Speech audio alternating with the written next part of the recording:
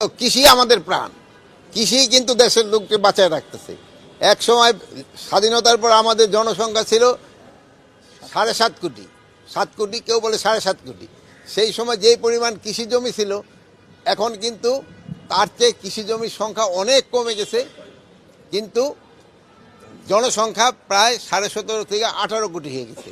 এই কৃষকরা এবং আমাদের এই যে এই ভাইয়েরা তাদের বিভিন্ন উদ্ভাবনের শক্তি দেওয়া অনেক কিছু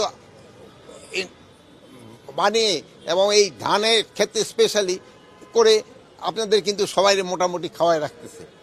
তো এই জন্য আমি এই প্রথমে তাদের ধন্যবাদ দিই এবং আমার কৃষক ভাইদের সবচেয়ে ধন্যবাদ দিই।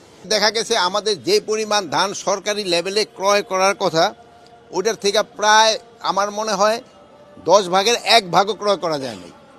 আর প্লাস গতবারের থেকে পার কেজি ধানের দাম আমরা 3 টাকা করে বাড়িয়ে দিয়েছি। গতবার যেটা ছিল 28 না কত জানি ছিল মনে হয়, আমি এবার মনে হয় এটা 31 করা হয়েছে, হয়তো আমার সংখ্যাটা এদিক সেদিক একটু ভুল হইতে পারে।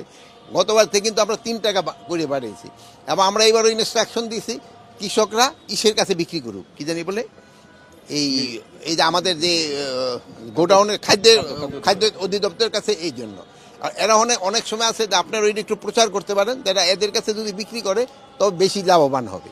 আর অনেক সময় ইসের কাছে বিক্রি করলে ওই অনেক সময় আমাদের কৃষকরা ক্ষতিগ্রস্ত হয়।